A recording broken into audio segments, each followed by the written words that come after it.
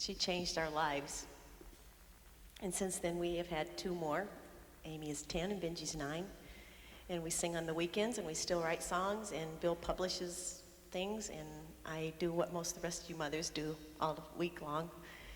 And try to keep it all straight. Well, just take this week, for instance. Monday morning, I had to get up real early to make Benji and I some bologna sandwiches because I was going to go with him on his class field trip there at the end of the school year, and we went to this kind of early Indiana village and on the school bus. And then when we came home, I had to go back into the school because Amy had wanted me to stop by. Her class was seeing a sex education film, and she was a little nervous about seeing it by herself, so I went back to see it with her, and it wasn't that big a deal. But even she said it wasn't. But then I rushed home before they got out of school and made a couple pumpkin pies and got things ready because Bill had invited some people for dinner. Then I ran back and picked up the kids from school, and I came back and put the dinner on the table, and we visited with the company for the evening. Then it was Tuesday. All day Tuesday we wrote on a musical that we're working on, and I had to remember to get the groceries because we were out of everything, and I went by the drugstore on the way to get the groceries because I had to get her one of those, Scholl's things to put on her foot because she has this wart on the bottom of her foot. And I had to remember to get Benji a new kickball because he kicked his other one into the thorn tree and made a hole in it. And then after school, I had to pick up Suzanne and take her to the eye doctor because she just got a new pair of contacts, and they have to have them checked a lot to see if she's doing okay. Then I went home, and that night we kind of played some badminton, and we didn't have anything very special to do. And then on Wednesday, we worked all day on some songs that we were writing on, and then after school I had to pick up the kids because Wednesdays is our piano lesson day, and I have to remember to take Suzanne first to oboe, because then she can take her oboe lesson while Amy's taking the first piano lesson. Because as soon as Amy takes her piano lesson, then she has to go to flute. And so I take her to flute, and Benji takes the second piano lesson while I go pick up Suzanne from oboe. And then before I go to take her there, I stop at McDonald's and get Benji a hamburger before he faints.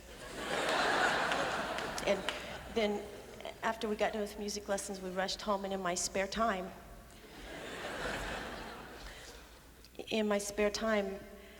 I picked up the Bible, and it said, "And thou shalt love the Lord thy God with all thy heart, and with all thy soul, and with all thy mind, and with all thy strength. And thou shalt teach it diligently to thy children when thou risest up, and when thou sittest at thy table, and when thou walkest by the way, and when thou liest down. And thou shalt write it on the tablets of their hearts, and on the doorposts of your home, and tie it as frontlets before their eyes." And I remembered to get Amy some new tennis shoes, and I helped Benji with his Indiana history, and I took Suzanne to band practice. But when did I teach them to love the Lord thy God with all thy heart, with all thy soul, and with all thy mind? And I remembered to tell them to say please and thank you, and to write notes when they'd been at someone's house. And I told Amy to make sure and make her bed. But when did I tell them the things that are going to last forever? And at night when I lie down and I'm so exhausted from all the things I do all day, a lot of times I think back over it, and it's all good stuff, things that I had to do. And yet, when I sort it all out, I sometimes have a hard time finding the things in the light of eternity that are going to live forever. So I sat down and made another list.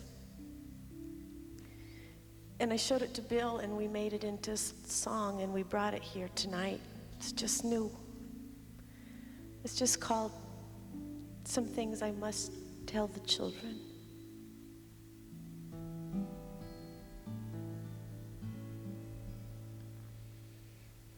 How can we tell you the things we must tell you, the things that we want you to know? about living and reasons for giving, things that will help you to grow. You know, we've watched your diet and taught you to be quiet in places of worship in school. We've kept you well groomed with a nice tidy room. We've mentioned the golden rule, but along the way, did your heart hear us say that you don't have to earn our love? There's not a thing you could do could make us stop loving you. Just the joy that you brought is enough. There isn't a thing that the future might bring that could take back the gift that you are. You are a treasure we never could measure, just some things we must tell the children.